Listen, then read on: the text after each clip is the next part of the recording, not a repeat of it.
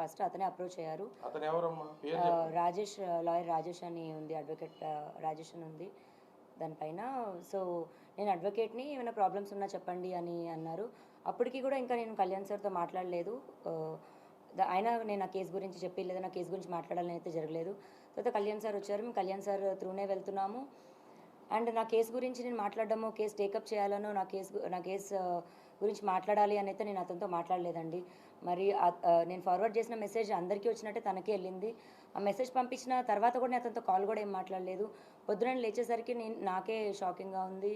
ఈ కాల్స్ చూడడం కానీ, అతను లెటర్ చూడడం కానీ, మరి అతను ఎందుకు వెళ్ళారో, దేని గురించి వెళ్ళారో నాకు తెలియదు.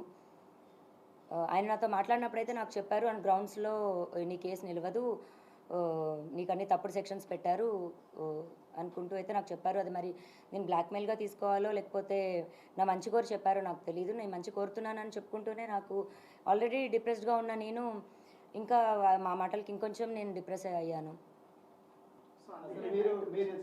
ఎందుకు ఆత్మహత్య చేసుకోవాలని అనుకున్నారు? అసలు ఏం జరిగింది? ఆల్రెడీ మీరు ఫైట్ చేస్తున్నారు, పోలీస్ స్టేషన్లో కంప్లైంట్ ఇచ్చారు, కేసు కూడా నమోదైంది. అయినప్పుడు కూడా మీరు సూసైడ్ ఎందుకు చేసుకోబోయారు? నాకు ఈ ప్రపంచంలో అన్నిటికంటే ఎక్కువ రాజేనండి. ఆ రాజు కోసమే నేను ఫైట్ చేస్తున్నాను.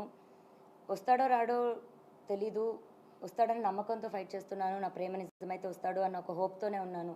అలాంటి ఒక టైంలో నేను వచ్చి ఫైట్ చేస్తుంటే రాజని నేను చూడాలో లేకపోతే ఇటు సొసైటీ చేసే మాటలకి చూడాలో, థంబ్నెయిల్స్ చూడాలో, కమెంట్స్ చూడాలో, ఇవన్నీ నేను తట్టుకోలేకపోతున్నాను. దీనికి తోడు ఈ లాయర్ నిన్న మాట్లాడిన మాటలకి వాళ్ళ పేరెంట్స్ అప్రోచ్ అయ్యారంట. మరి వాళ్ళ పేరెంట్స్ త్రూ చూస్తున్న లాయర్ మరి నాకు ఎందుకు నిన్న మాట్లాడారు, ఇవాళ పొద్దున సపోర్ట్ ఎందుకు లెటర్ నన్ను సేవ్ చేయాలని మాట్లాడారు, ఇప్పుడు ఇందాక వీడియోలో మరి నన్ను తిడుతూ మాట్లాడుతున్నారు. ఒక హాఫ్ అన్ అవర్లో ఒక మనిషి మైండ్ సెట్ అలా మారుతున్నప్పుడు ఇంత బాధపడుతున్న నేను నా మైండ్ సెట్ ఎందుకు డిప్రెషన్లోకి వెళ్ళనండి? 10 సంవత్సరాల నుంచి ఒక మనిషి పొద్దున లెగిస్తే సాయంత్రం నా లాస్ట్ చూపు అతను అవుతాడు. ఇంట్లో ఎంటీ ఇల్లు అయింది నా హౌస్. ఫస్ట్ కంప్లైంట్లో మీరు రాజ్ తరుణ్ పైన చర్యలు తీసుకోకుండా తను నాతో కలిసి ఉంటే చాలు అని అన్నారు.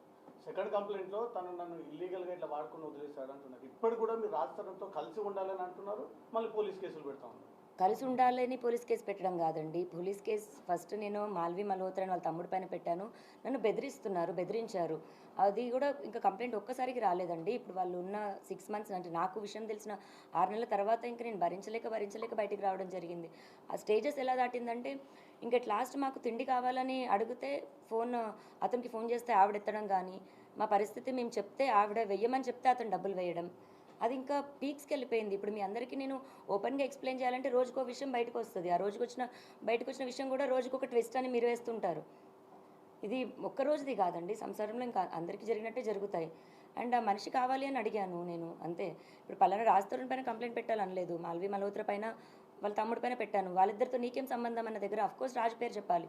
అలా అక్కడ రాజ్ తరుణ్ పేరు అనేది వచ్చింది, కానీ రాజ్ తరుణ్ పైన కంప్లైంట్ పెట్టాలని నేను అనుకోలేదు. అది ఫస్ట్ కంప్లైంట్ పెట్టినప్పుడు అది రాసిచ్చాను. ఆ రాసిచ్చిన దాంట్లోని మాల్వి మల్హోత్రా చార్ట్ చూపించి రాసిచ్చాను నేను. అలాగే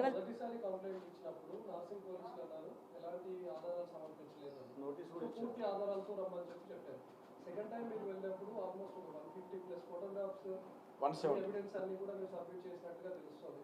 ఇప్పుడు నార్సింగ్ పోలీసులు ఏ విధంగా వ్యవహరిస్తున్నారు? రాజ్ తరుణ్ని కాంటాక్ట్ అవుతున్నామని ఏమైనా చెప్తున్నారా? రాజ్ తరుణ్ పైన కేసెస్ పెట్టామని ఏమైనా చెప్తున్నారా? రాజ్ తరుణ్ని అందులో తీసుకుంటామని అసలు నార్సింగ్ పోలీసులు ఏం చెప్తున్నారు? నేను ఫస్ట్ కంప్లైంట్ పెట్టినప్పటికీ ఈవినింగ్ 7-8 అయిపోయిందండి. సో నాకు రిసిప్ట్ ఇవ్వడం కానీ అవేమీ జరగలేదు. అఫీషియల్గా నేను రిసిప్ట్ కలెక్ట్ చేసుకున్నాక పోనీ ఎఫ్ఐఆర్ అన్నది దానికో ఎవిడెన్స్లు అన్నది ఇస్తాము.